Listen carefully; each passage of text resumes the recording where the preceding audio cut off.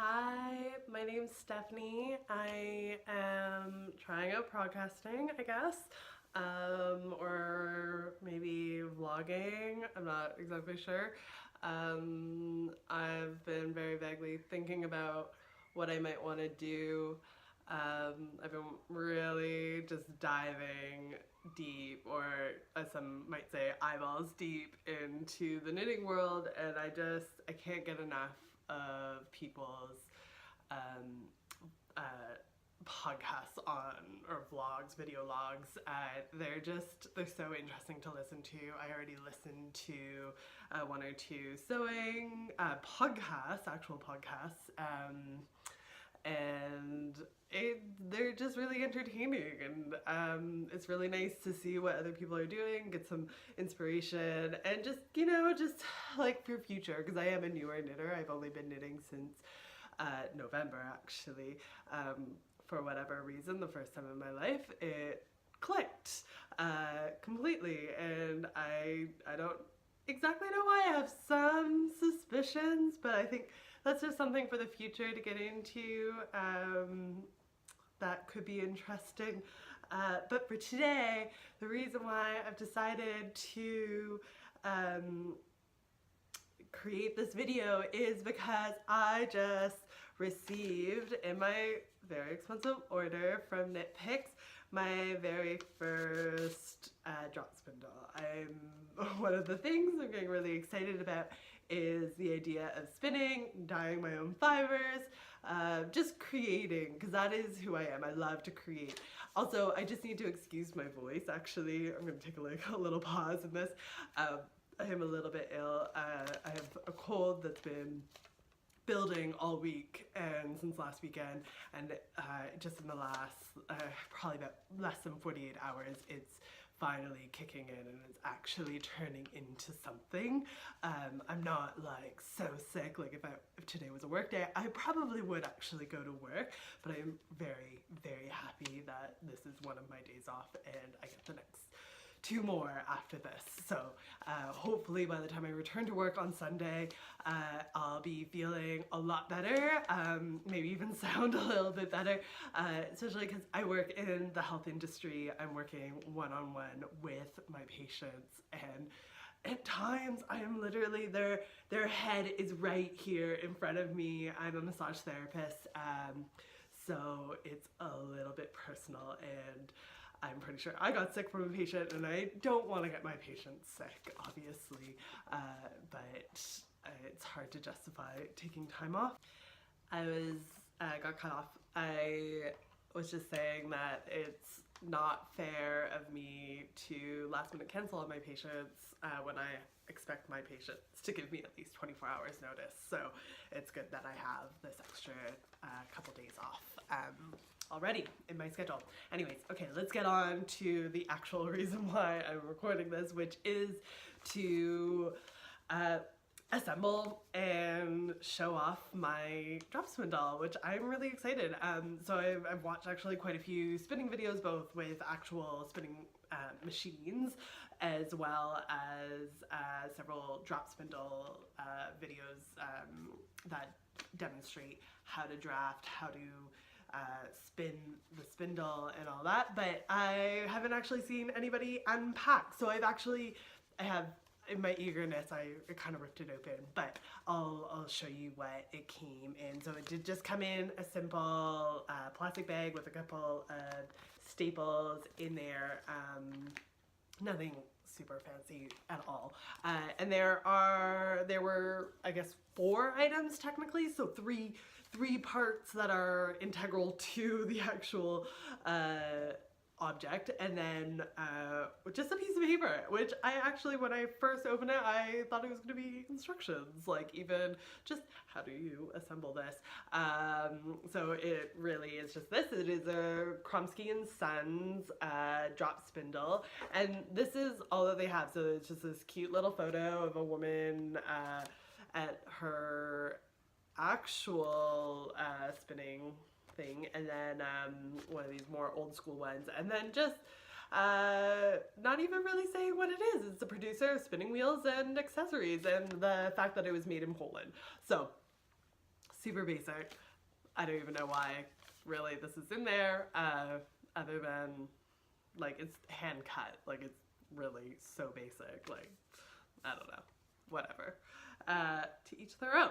And then there are the 3 integral parts to it, which I've already mentioned. So there's the stick, the dowel, which has some carvings at both ends. It is actually tapered, which I wasn't expecting. So it is a little bit narrower at this end, and then it is wider at this end.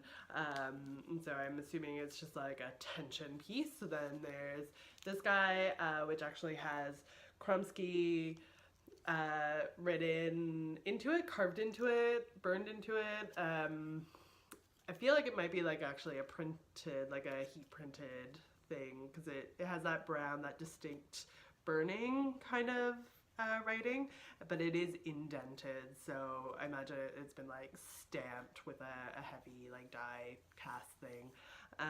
It is a little bit rough. It is the unfinished version. I decided that I wanted to save, I think, like $10 American, which is about $15-ish Canadian. I haven't actually done the conversion yet.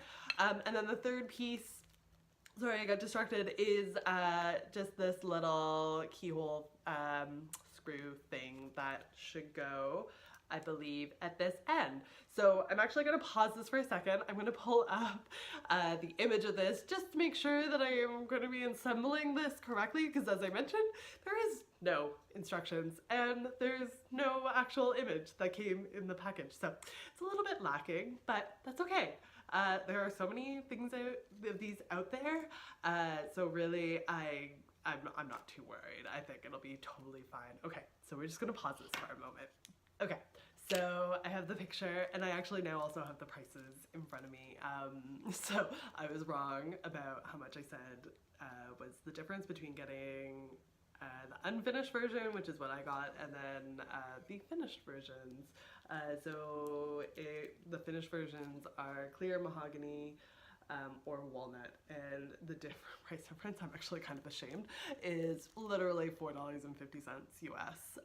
So not that much. It probably would have cost me an extra $7 Canadian, but oh well. So the way that this is going to be assembled is the widest part is the top of the drop spindle. The disc is actually symmetrical no matter which way, so I think I'm actually going to have the Kromski face up. I've decided, just because I think it'll be nice when you're kind of looking down at the object, because you're although when I turn it over, which is where the yarn is going to get put on, I'll have to think about that for a moment. And then finally, because the wide part is at the top, oh, look at that. I just noticed there's actually a hole. If I had actually paid attention and looked closely, I would have noticed this. Anyways, so that is very, very likely where this little thing goes. So let's go ahead and put this together. So, oh well. I have already purchased 2 different fiber types. I'm going to start with the Cordale. Apparently Cordale is supposed to be easier because it has longer fiber lengths. I know there's another term for that, but I can't remember at the moment. I am new at this. So we've got this. I just got it in like kind of a very natural looking mixed gray. It's got some different color textures in there. So there's sort of like a very light gray to white kind of color, and then a darker, very few strands in there. So it looks quite pretty. So we're going to give this a try. It is in the braids still, so I'm assuming I need to undo this, and it looks like it comes out really easily, so I don't think I'm going to actually worry about undoing the whole thing. Oh, sorry, I'm going to seize. Maybe not. So what I have seen is people start to draft, which I think I actually started doing that a little bit when I first got this. I know a lot of people use what's called a leader yarn, which is just a piece of yarn that they kind of start on. Maybe I will start with that. I have a bit of scrap yarn. It is a synthetic fiber, not like cotton or wool or anything, but I think it might be okay, I think. We shall see. We will definitely find out. I know there's a smaller piece. Oh, there it is. Give me a second. Okay.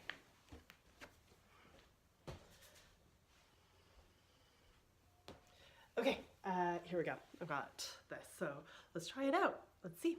I'm gonna actually leave the blanket off. It is pretty warm in here. Oh no, I put that, oh, there it is. I found it. So organized. Okay, so let's just go ahead and I'm gonna do, I think, a slip knot for this. See if I can remember how to do a slip knot. Yes, I do. Okay, there we go. So let's put that on. Okay, so that's on, and then how have I seen people do this? I think they also do a slip knot for this part, actually. Does that make sense? I think so. Well, we're gonna try it anyways. So, not actually 100% on this. It has been a week or two since I've sort of watched, I guess, this part. Okay, so I think what I want to start is just by wrapping some of that on. I don't want too much, so let's actually undo that. And then people, what they do, they seem to do quite often, is they wrap it a couple times kind of around there, and then even in this once or twice. Okay, so now we've got our leader yarn. Okay, so we're gonna do it this way. Okay, so so you've got your, so they recommend putting it over like this. We're going to do that, and then I'm just going to start. So people recommend starting always clockwise because, oh, okay, that did not work. Let's try this again. It's okay. It's okay. It's totally fine. Okay. They recommend starting, okay, so much twist. Okay, there we go. Now we're getting into it. Okay, brilliant. They recommend, I've lost my train of thought. Oh no. Okay, I'm sure it'll come to me. It's fine. What do they recommend? Oh, I think getting some twists in it. So let's see if I can do this. Draft. Oh God, it's gonna slip. It's too much. It's okay. It's okay. We're going to just let that. Oh my God. Oh my God. So hard. I'm gonna throw that over my shoulder. I feel like it's all tearing apart. I don't know what I'm doing. Oh my God. Oh, look at that. It stayed. Okay. So I'm going to actually, I feel like,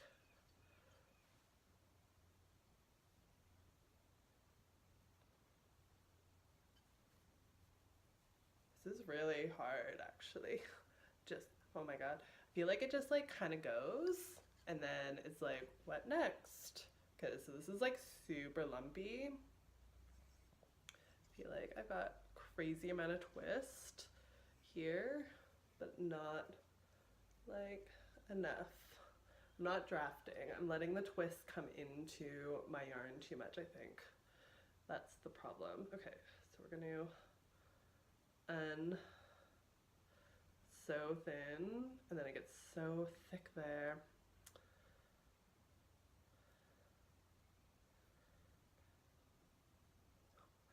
Wish me luck, you guys. I think I might need to pause this. I can't untwist it. Like, I feel like it's felted right here, and it says holding these fibers. How do I thin this? I guess I just don't. I just live with it. The joys of hand spinning your own fibers. Okay, we're going to get this on here because I feel like this is more cumbersome than I am more able. Okay. That is too much. Okay, let's undo that. Wow, you guys, this is not easy at all. I am going to be like learning how to do this for a very long time. Okay. Oh, I can see why people get like their shoulders get upset with them. Okay, I'm gonna untwist this section. And I'm gonna attempt to do this again. Okay, so let's draft this. See, like I feel like I'm just ending up with like just pulling everything apart. Okay, I've got to figure this out. Like how do people do this? Seriously. Okay, I'm gonna pull this section, tease it away. We can do this. I can do this. Yes, yes.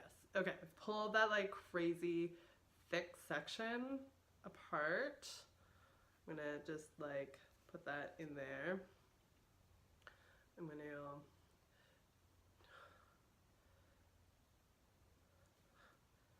put that together. Okay, okay, okay, okay, we got this. Okay, we're gonna, shit dude, how do people do this? Seriously, we need,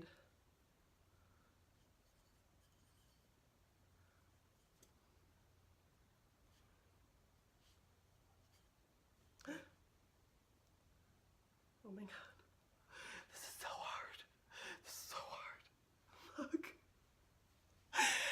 Okay, clearly I think I need to do this off camera for a little bit because I've gotten like a grand total of like what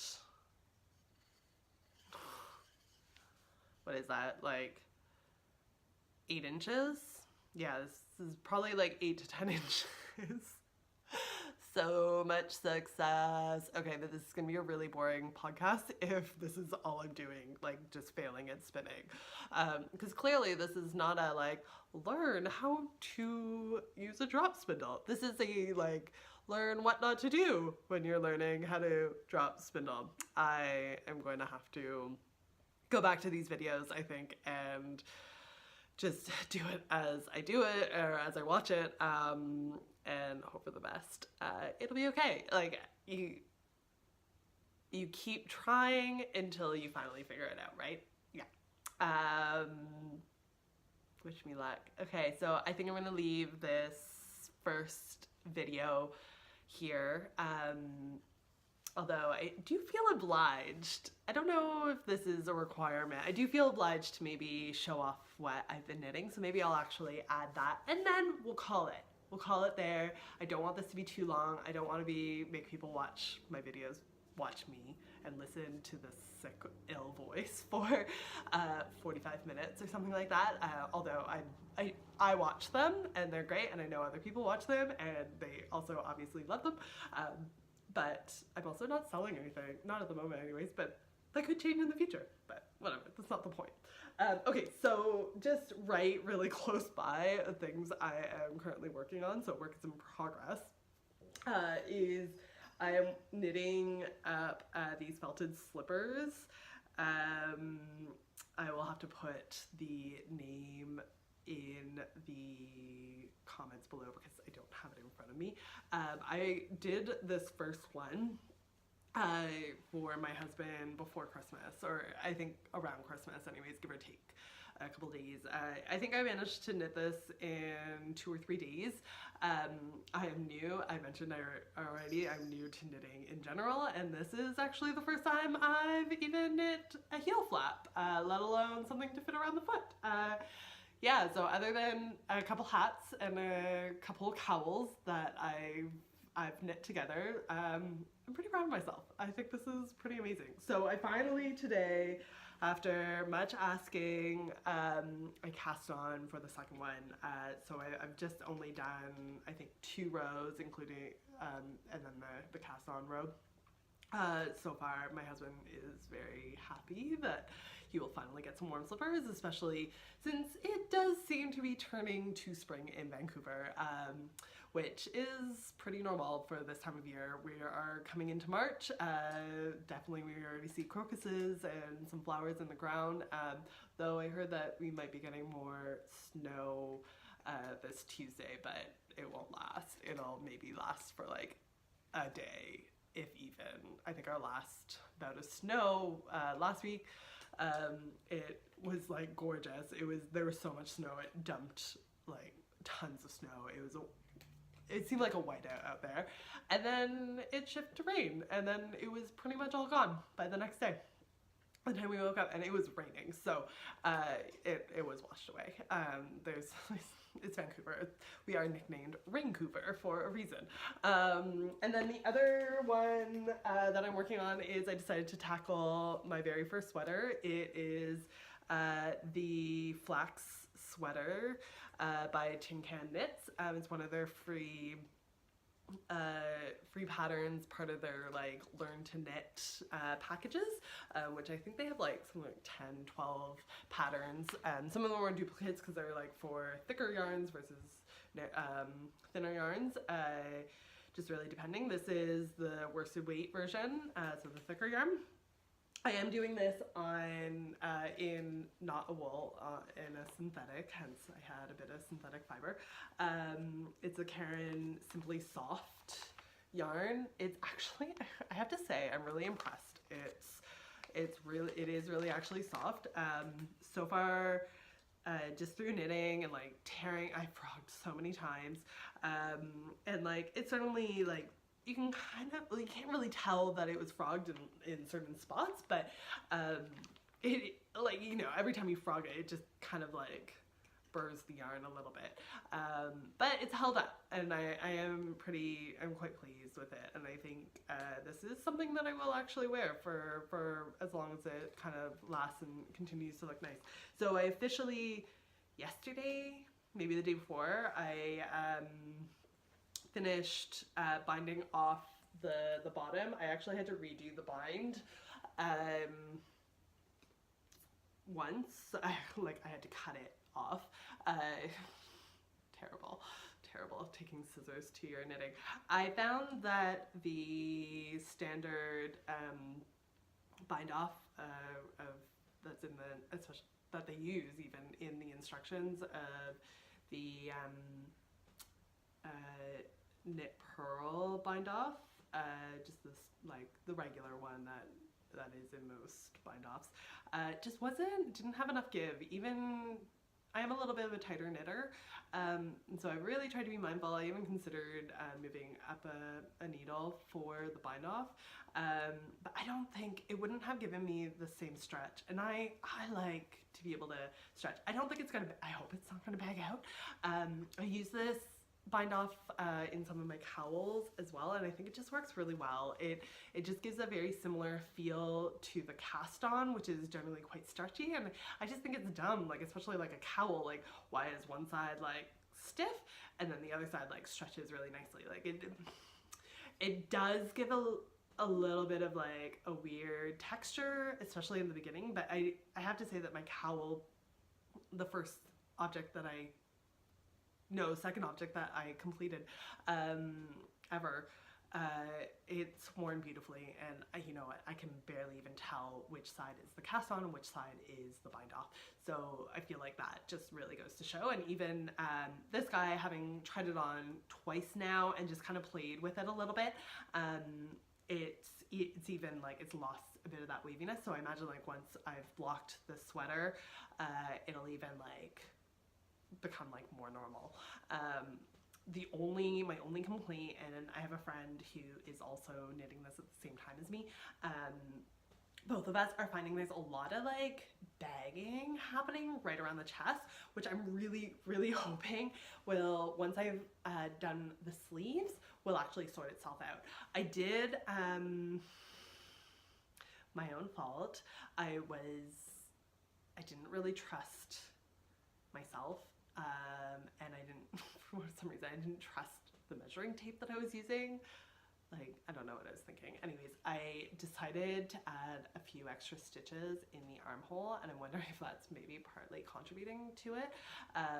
So my friend came up with a stitch idea of how I can maybe pull in some of these stitches to make the armhole a little bit smaller, because the armhole like comes down to here versus like in this sweater, like granted it's just a fabric, a stretch fabric, but the armhole's here, so like that's like probably what, maybe 2.5 inches, like a little bit bigger. So I feel like the arms might be a tad big as it stands. So I'm gonna have to play around with that. I don't technically have enough experience or knowledge to really be playing around, but whatever, like that's how we learn, right?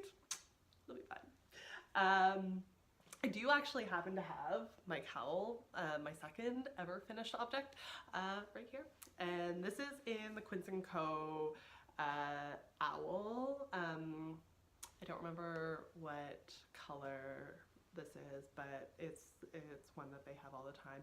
It is gorgeous. I am a little bit sensitive to wools, especially more rustic wools, so this is like borderline for me. It's like up against my face. I'm like, that really, like, it's like trying to kiss your husband or kiss somebody with like a big beard, and it's like in that in-between phase before it gets like actually big and freshly shaved and it's like really scratchy and you're like, oh my god, my lips are like rubbed raw just in that like 2 seconds that we kissed. Like it's brutal. Anyways, that's what it feels like to me, but I can wear this cowl for actually quite some time.